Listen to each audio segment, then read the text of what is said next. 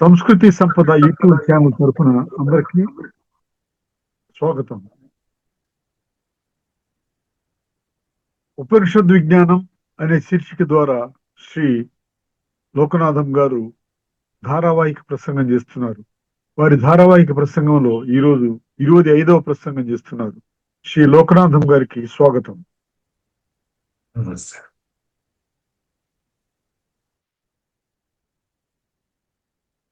ఓం తత్సత్.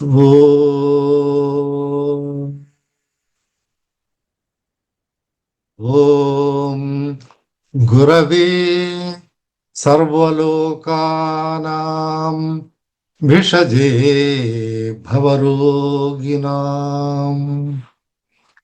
నిధయే సర్వవిద్యానాం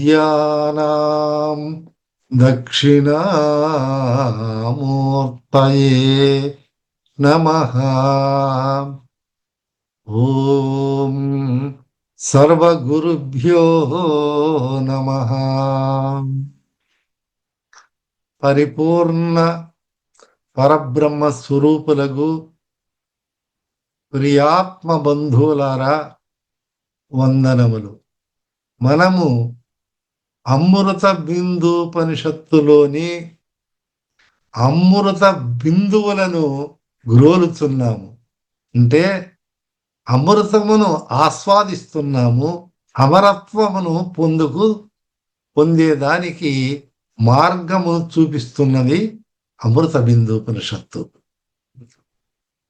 వే విద్యే వేదితవ్యేతు శబ్ద బ్రహ్మ పరంచయత్ శబ్ద బ్రహ్మని నిష్ణాతః పరం బ్రహ్మాధిగచ్చతి అని మనము తెలుసుకున్నాం. అంటే రెండు రకాలైనటువంటి విద్యలు ఉన్నవి, అపరావిద్య, పరావిద్య. ఈ 4 వేదాలకు సంబంధించినటువంటి యజుర్వేదము, అధర్వేదనము, సామవేదము, ఋగ్వేదము, ఈ 4 వేదాలకు సంబంధించినటువంటి జ్ఞానమును, శిక్ష, వ్యాకరణము, నిరుక్తము, జ్యోతిషము, కల్పము, ఈ 6 అంగాలు. అంతేకాకుండా లౌకికమైనటువంటి అన్ని విద్యలను గురించి కూడా తెలుసుకుని బాగా నిష్ణాతుడైనటువంటి ఏ వ్యక్తి అయితే ఉన్నాడో అతనికి పరావిద్య కూడా, పరమాత్మను గురించి తెలుసుకోవడానికి కూడా ఈ విద్యలన్నీ ఉపయోగపడతాయి. కాబట్టి 2 విద్యలు కూడా, 2 రకాలైనటువంటి విద్యలు కూడా తెలుసుకోవలసిందేను అని శాస్త్రము అమృత బిందు మనకు తెలియజేస్తున్నది. శబ్ద బ్రహ్మము పరబ్రహ్మమును విద్యల రెండిటిని ఎరుగవలెన్. శబ్ద బ్రహ్మము చక్కగా తెలిసిన పరబ్రహ్మమే పొందబడు. కాబట్టి ఈ శబ్ద బ్రహ్మాన్ని మనము బాగా తెలుసుకుంటే పరబ్రహ్మమును కూడా పొందవచ్చు, సందేహం లేదు. ఎందువలన ఈ విషయాలన్నీ, విజ్ఞాన విషయాలన్నీ, పరమాత్మకు సంబంధించినటువంటి జ్ఞానానికి సంబంధించినటువంటి సోపాధిక జ్ఞానమంతా కూడా మనము ముందుగానే నేర్చుకున్నట్లయితే సులభంగా ఈ పరావిద్యను అభ్యసించవచ్చు, పొందవచ్చును అని చెప్పింది. తరువాత ధాన్యార్థి ఏ విధంగా గడ్డిని వదిలేస్తాడో ముముక్షువు కూడా శాస్త్ర సారాన్యంతా గ్రహించి శాస్త్రమును వదిలిపెట్టాలని ఈ శృతి చెప్తున్నది. ఇదేమిటి గురువర్యా, ముందేమో అన్ని విద్యలు, సకల విద్యలు, నిరుక్తము, జ్యోతిషము, అన్ని కూడా నేర్చుకోమంటారు. మరి ఇప్పుడు శాస్త్రాన్ని కూడా వదిలిపెట్టమంటున్నారే, ఇది విరుద్ధమైనటువంటి భావమే అని సందేహము కలగవచ్చు. కానీ సందేహము అక్కరలేదు. అందుకనే ఈ అమృత బిందు ఉపనిషత్తులోని 18వ మంత్రము మనం అనుకున్నాం కదా, అమృత బిందు ఉపనిషత్తుల్లో ఉన్నటువంటి శ్లోకములను మంత్రములు, మహామంత్రములు. కాబట్టి ఆ మంత్రం ఏం చెప్తున్నదంటే, గ్రంథమభ్యస్య మేధావి జ్ఞాన విజ్ఞాన తత్పరః ఫలాలమివ ధాన్యార్థి త్యజేత్ గ్రంథమశేషతః. గ్రంథం అభ్యస్య మేధావి జ్ఞాన విజ్ఞాన తత్పరః ఫలాలం ఇవ ధాన్యార్థి త్యజేత్. త్యజేత్ గ్రంథం అశేషత. పద విభాగం అంటే సులభంగా ఈ పదాలు మనం తెలుసుకున్నట్లయితే, వాటి అర్థాలు గ్రహించితే చక్కగా బోధపడుతుందనే ఉద్దేశంతో అలాగా మనం కొంతకాలం చెప్పుకుంటూ పోతే మనకు సంస్కృత భాష కూడా సులభంగా పట్టుబడుతుంది, వచ్చేస్తుంది. ఇదివరకు అనుకున్నాం కదా, కన్నడ దేశంలో ఒక గ్రామంలో ఆ ఊరి ప్రజలందరూ కూలివానితో సహా సంస్కృతంలోనే మాట్లాడుతున్నారు. అదేవిధంగా ఇలా మనము అభ్యాసం చేస్తే మనం కూడా కొంతకాలమునకు చక్కగా మాట్లాడవచ్చు. అంటే ఇక్కడ ఏమని, జ్ఞాన విజ్ఞాన తత్పరః, పరోక్ష అపరోక్ష జ్ఞానమందు ఆసక్తి గల మేధావి. ఈ మనము పరోక్ష జ్ఞానము, అపరోక్ష జ్ఞానము, దృఢాపరోక్ష జ్ఞానం కూడా, ఈ వీటి యందు ఆసక్తి కలిగినటువంటి మేధావి. మేధావి అంటే ఎవరు? మనమందరం మేధావిలేనా?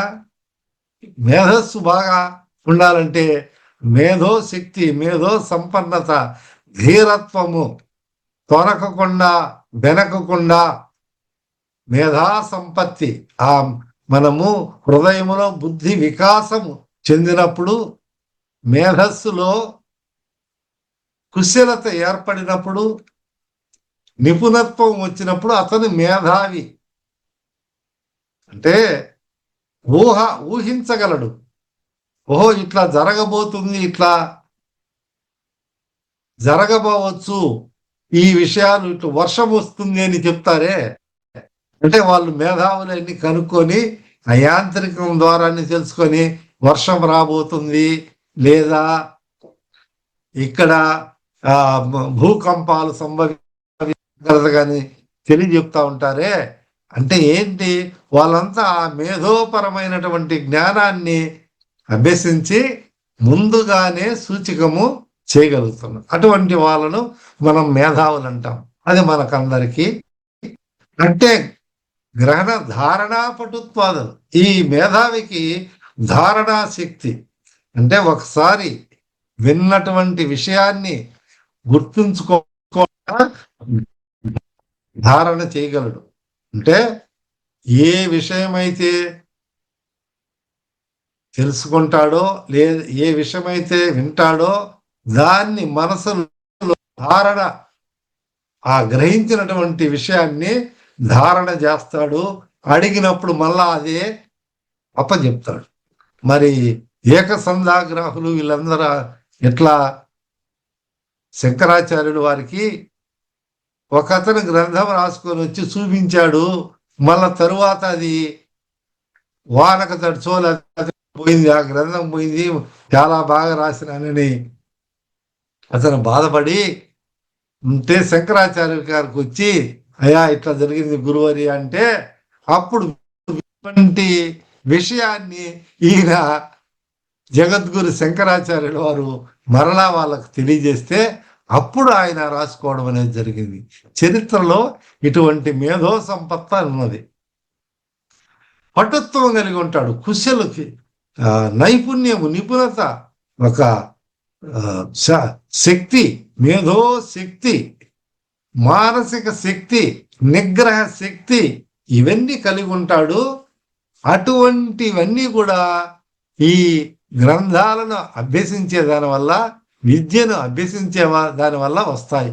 మనకు తెలుసు ప్రాణాయామము, యోగము ఇవన్నీ చెప్పినారు కదా. దీనిలో ఈ విధంగా చేస్తే మీ ఆయస్సు అభివృద్ధి అవుతుంది, ఎటువంటి దీర్ఘ రోగాలనైనా మేము నయం చేయగలము, ఇది ప్రాణాయామ ప్రక్రియ వల్ల ఇలా చేయవచ్చు అని మనం చెప్తా ఉంటారు, మనం వింటూ ఉంటాం. అట్లా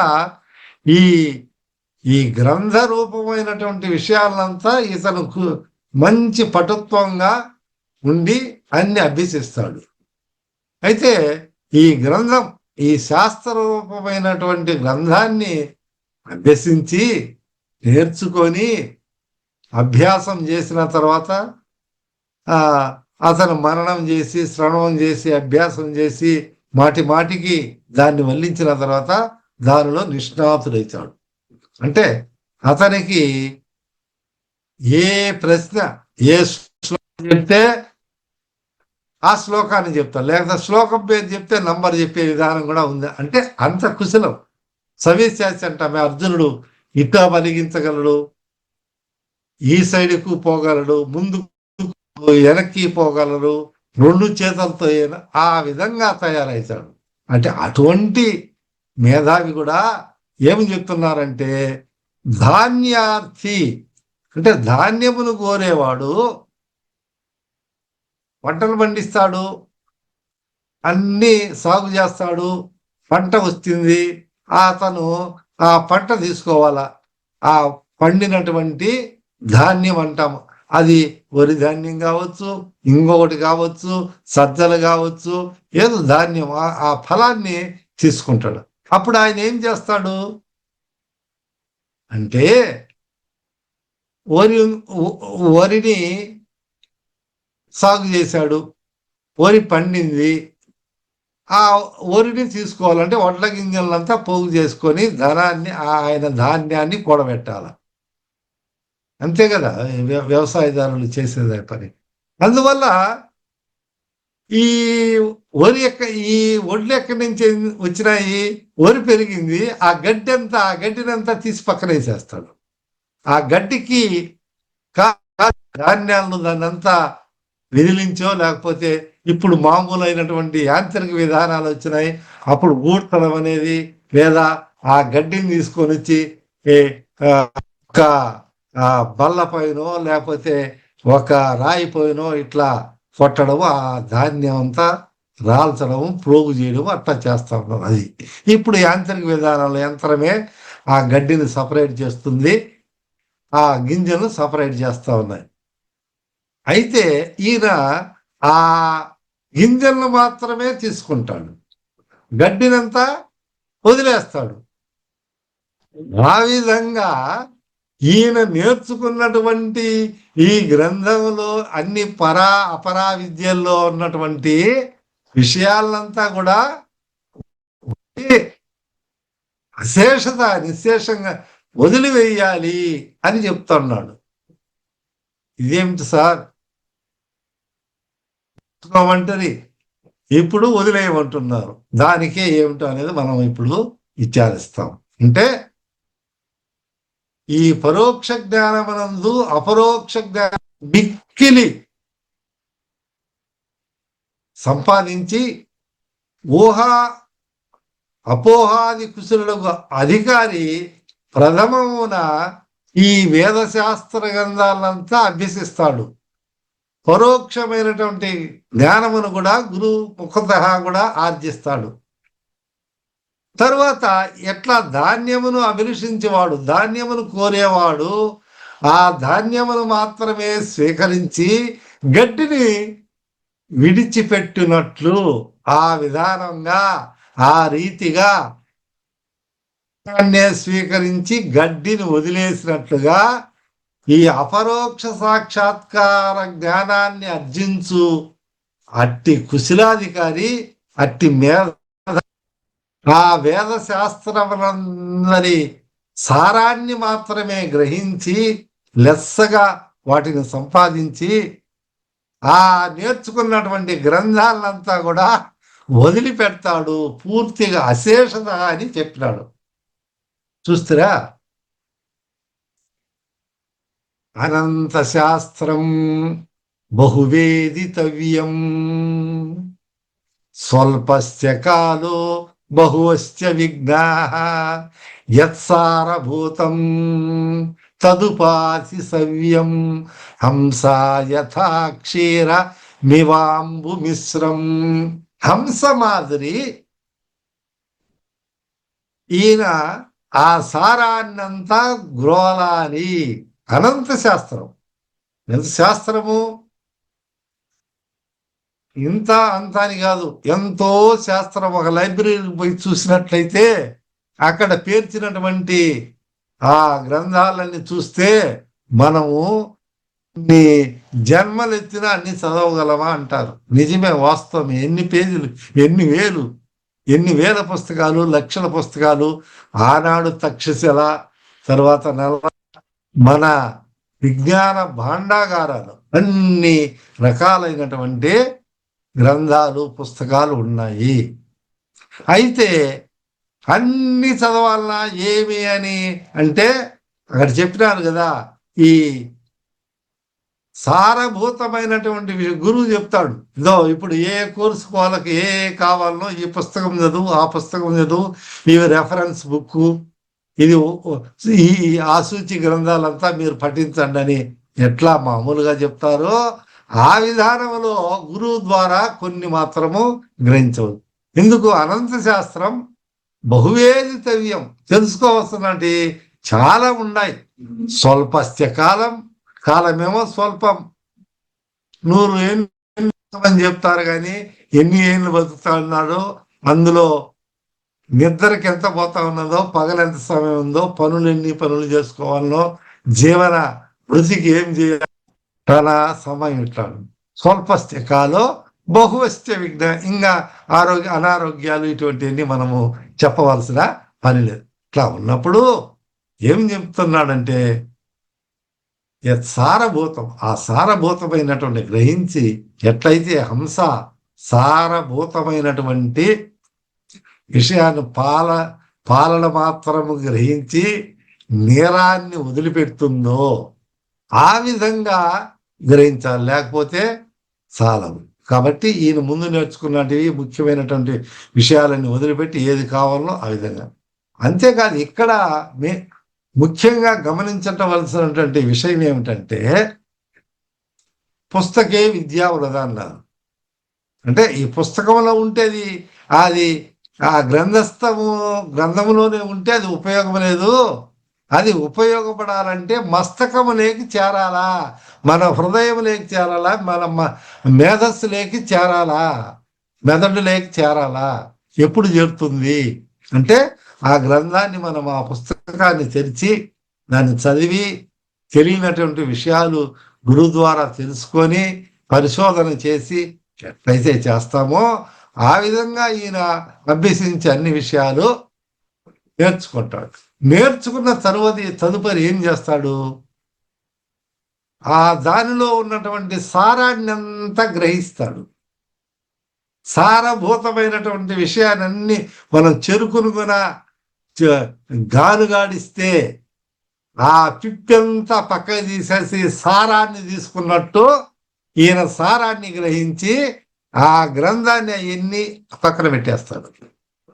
ఇప్పుడు నేను ఒక అర్ధగంట ఎంతసేపు మాట్లాడినాను. ఆ మాట్లాడినటువంటి విషయాలలో అన్ని లేకపోయినా ఈ చెప్పినటువంటి విషయాలు ఏంటి, ఈ సారమైనటువంటి ముఖ్యమైనటువంటి పాయింట్లు ఏమిటి, ముఖ్యమైన విషయాలు ఏమిటి, what is the very essence of this car speech. ఆ విధానంగా ఇతను గ్రహించి దాన్ని వదిలిపెట్టాలా ఆ గ్రంథాలను అంటాడు. ఎందుకని వదిలిపెట్టాలంటే ఈయనకు కావలసినదేంది? దృఢాపరోక్ష జ్ఞానం. అంటే ఆ ధ్యానము, ఆ పరబ్రహ్మ ధ్యానము. ధ్యానం ఎట్లా చేయాలి? ఆ చేసేదానికి మల విక్షేప పోగొట్టుకోవాలి. తరువాత శబ్ద స్పర్శ రూప రసగంధాల నుంచి నువ్వు విముక్తులు కావాలి. నిర్వికల్ప సమాధిలో నువ్వు ధ్యానం చేయాలి. ఎడతెడ తైల ధార వలె నువ్వు ధ్యానం చేయాలి. ఆ ధ్యానము ధ్యాత ధ్యేయము తృప్తికరణంగా ఉండాలి. ఇటువంటి విషయాలన్నీ నేర్చుకున్నాడు. నేర్చుకున్న తర్వాత ఈయన చేయవలసిన పని ఏమిటి అంటే, మన వాళ్ళు ఎట్లయితే థియరీ అంటే సిద్ధాంతం పుస్తక జ్ఞానము, ప్రాక్టికల్ ప్రయోగాలు చేయడం, ఆ ప్రయోగం చేయాలంటే ఆయన ముందు ఏం చేయాలి? ఆ సిద్ధాంతాన్ని, ఆ టెక్స్ట్ బుక్, ఆ పాఠ్య గ్రంథంలో ఉన్నటువంటి విషయాలంతా నేర్చుకుంటాడు. అవునా? అంతే కదండి. నేర్చుకున్న తర్వాత ఓహో ఇది ఇట్లా చేయాలని ఇట్లా చేసినట్లు ఆయన చేయబోతాడు. మరి ఇంకొకటి ఏంటంటే, ఈ ఎల్లప్పుడూ ఈ శాస్త్రవాసంలోనే బడి ఆ ఆ శాస్త్రాన్ని గురించి ఒల్లిస్తూ నాకు ఇంకా పరిజ్ఞానం ఉంది, నీకంటే నాకు ఎక్కువ జ్ఞానం ఉంది, నేను ఇన్ని పుస్తకాలు చదివాను అని వాద ప్రతివాదాలు కూడా చేస్తూ ఉంటారు కొంతమంది. ఎందువల్ల? ఈ శాస్త్ర వాసన అనేది పట్టుకుంటే ఒకసారి ఇది కూడా ఒక వాసనే. మనం అనుకున్నాం కదా దేహ వాసనలని. ఈ శాస్త్ర వాసన కూడా ఇతనికి పట్టుకున్నది అనుకోండి, అప్పుడు ఇది కూడా ఒక ప్రతిబంధకం అవుతుంది. దేహ వాసన వల్లే ఇది కూడా ఒక ప్రతిబంధకం. అంటే ఆయన బ్రహ్మాత్మైక పరోక్ష జ్ఞానాన్ని సాధించేదానికి, దానిలో నిపుణతనై అహంగ్రహ ధ్యానం చేసేదానికి, నిర్వికల్పమైనటువంటి ధ్యానం చేసేదానికి ఈ శాస్త్ర వాసన కూడా ఒక ప్రతిబంధకమవుతుంది. ఎప్పుడు అంటే, శాస్త్రాన్నే పట్టుకొని అది చదువుతూ నీకంటే నాకు ఎక్కువ జ్ఞానం ఉంది, శాస్త్రంలో నన్ను గెలిచేవాడెవరు లేరు, నాతో వాదానికి రండి, నేను సిద్ధము, వాదోపవాదాలు నేను చేస్తాను, నన్ను గెలిచండి, ఈ శాస్త్రంలో నేను చాలా గొప్పవాణ్ణి, నేను పండితుణ్ణి, ఇటువంటి అహంకార భావము ఏర్పడుతుంది. చూస్తారా? బోద్ధలగువారు మత్సర పూర్ణమతులు అని మనకు చెప్పారు కదా. ఆ విధానంలో భర్తృహరి మహర్షి వారు ఈ బోద్ధలు బాగా తెలిసిన వాళ్ళు, వాళ్ళకు మత్సరంతో ఉన్నారు పూర్ణమతులయ్యి. అటువంటి మత్సరము ఎన్ని ఉంటే ఈ అపరోక్ష జ్ఞానం సిద్ధిస్తుందా? సిద్ధించదు. వీటికన్నీ త్రిగుణాతీతమై ఉండాలా. ఈ అంటే నేను విద్య ఉన్నవానికి లేనివానికి సర్వత్రా సమపశ్యతి. యోగ ఈ సర్వత్రా కూడా సమదర్శన, సమంగా చూస్తాడు. విజ్ఞాని కానీ అజ్ఞాని కానీ, బ్రాహ్మణుడు కానీ అబ్రాహ్మణుడు కానీ, చిన్నవాడిని కానీ పిల్లవాడిని కానీ, సర్వం కల్విదం బ్రహ్మ నేహ నానాస్తికించననే ఒక భావనలో ఈయన దృఢంగా రావాలంటే ఏమిటి? ఈ వాసనలన్నీ ఉండకూడదు. శాస్త్రం దారి చూపించింది. మనం రైలు ఎక్కినాము, మన ప్రయాణం మనం వారణాసి పోవాలి, వారణాసి అక్కడ దిగింది, ఆ రైలు దిగి పోవాల్సిందే. ఆ రీతిగా అదే విధానంలో ఈ గ్రంథంలో ఉన్నటువంటి విషయాలంతా మనము అభ్యసించి తదుపరి ఏం చేయాలంటే, ఆ విధంగా మనం వాటిని గురించి ఆ గ్రంథాన్నే పట్టి ఊగులాడకుండా ఆ గ్రంథములో చెప్పినటువంటి సారాన్ని గ్రహించి ఆ విధానంగా మనము ఆచరించాలి. అందుకనే ఆది శంకరాచార్యులు వారు మరి కాశీ పట్టణంలో, మీ అందరికీ కూడా ఇది తెలిసి ఉంటుంది, ఒక పండితుడు, ఆయన తలబండిపోయింది అన్ని చెప్తున్నాడు. ఇంకా ఏమంటున్నాడు? డుగ్రన్ కారణే ఆ వ్యాకరణ గురించి అంతా మాటి మాటికి వదిలేస్తున్నాడు. అక్కడికి వచ్చినారు. ఈయన మహామేధావి, మంచి పండితుడు. ఆ కాలంలో ఈ పండితులు ఎవరు, ఏమి, వాళ్ళు ఎట్లా ఉంటారు అనేది కూడా తెలుసు. అందులో వచ్చినది జగద్గురువులు. వారిని చూసి శంకరాచార్యులు ఏం చెప్పారంటే, అయ్యా నువ్వు డుక్రిండుకరణే అంటున్నావు, నహి నహి రాక్షతి డుక్రింకరణే, భజ గోవిందం భజ గోవిందం గోవిందం భజ మూఢమతి. ఓ మందమతి, ఓ మూఢుడా, హరి హరి హరి శ్రీ నారాయణయని స్మరణము చేయరా మందమతి, హరయగయమునకు నడ్డమని వ్యాకరణము తెల్పరా మందమతి. మందమతి, నువ్వు డుక్రినర్ అంటావు. ఈ యముడు వచ్చి నేను పట్టుకునే పోయేటప్పుడు అంటే యమపాశాలకు నీ రాదు, అడ్డమరాదు, నీ డుక్రినకరణే నాయనా. ఇక నువ్వు భజ గోవిందం గోవిందుని భజించు. ఈ ముసలోడైపోయినావు, కాటికి కాళ్ళు చాపుకొని ఉన్నావు కాబట్టి దీన్ని వదిలిపెట్టి నువ్వు ఈ యొక్క భజ గోవిందం అని నువ్వు ఆ గోవిందుని భజించు. దీన్నంతా త్యజించు. డుక్రినకరణే, ఏమి ఇవి నిన్ను వచ్చి కాపాడలేవు. ఆ యముడు వచ్చినప్పుడు నీకు రాదు, కానీ నువ్వు హరి యొక్క పాదాలను పట్టుకుంటే ఆయన నిన్ను రక్షిస్తాడని బోధించింది.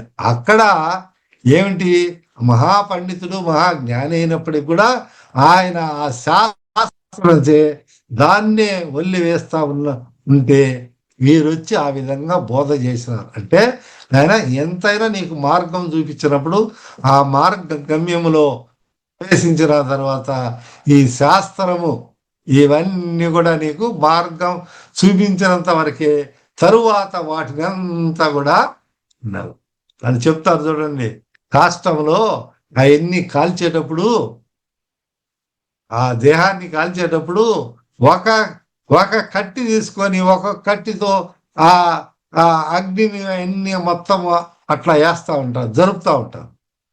ఈ కట్టితో ఆ కట్టెలను కాల్చేదానికి ఈ కట్టెను ఉపయోగించి బాగా మండేదానికి ఈ ఒక పెద్ద కొయ్యి తీసుకొని దాంతో చేస్తూ ఉంటారు. తర్వాత ఏం చేస్తారు, ఆఖరిలో ఈ కట్టెను కూడా దాంట్లో వేసేస్తారు. అంటే ఆ కాష్టంలో ఈ కట్టి కూడా చేరిపోతుంది. అట్లే నాయనా, నువ్వు ఈ గ్రంథాలు ఎన్ని చేసినావు కాబట్టి వీటినంతా నువ్వు వదిలిపెట్టేయాల్సిందేను. ఆ పరమాత్మ ధ్యానములో దృఢమైనటువంటి అపరోక్ష జ్ఞానము, నిర్వికల్ప సమాధిలో నువ్వు ధ్యానము, ధ్యేయము, ఈ త్రిపుటి ఏకమై నువ్వు నిర్వికల్ప సమాధిలో ఎప్పుడైతే ఉంటావో అప్పుడు నీకు బ్రహ్మాత్మైక జ్ఞానము, ఆత్మ జ్ఞానము, బ్రహ్మ జ్ఞానము కలుగుతుంది. కనుక ఈ విధంగా ఈ శాస్త్ర వాసనలను పట్టుకొని మనం ఎంత కాలం ఉంటామో ఆ శాస్త్రమును గురించే మనము వాద ప్రతివాదాలు ఆడుకుంటామో దానివల్ల ఏమీ ప్రయోజనం ఉండదు. కాబట్టి ఈ విధంగా చేసినట్లయితే నువ్వు అపరోక్ష జ్ఞానాన్ని సంపాదించి నిర్వికల్పమైనటువంటి పొందినట్టు అయితే దాని వలన నిరతిశయ బ్రహ్మానంద రూపమగు మోక్షమును పొంది బ్రహ్మానంద విరాజిల్లుదురుగాక అని మనకు అమృత బిందూపనిషత్తు శాసిస్తున్నది. మన యందు అనుగ్రహం కలిగి ఉపదేశించుతున్నది. మీరందరూ కూడా ఇటువంటి అమృత బిందువులను గ్రోలి బ్రహ్మానందముతో విరాజిల్లుదుగాక. హరి ఓం తత్సత్. ఓం శాంతి శాంతి. ఉపనిషద్ విజ్ఞానం గురించి ధారావాహిక ప్రసంగం చేసిన శ్రీ లోకనాథం గారికి ధన్యవాదాలు.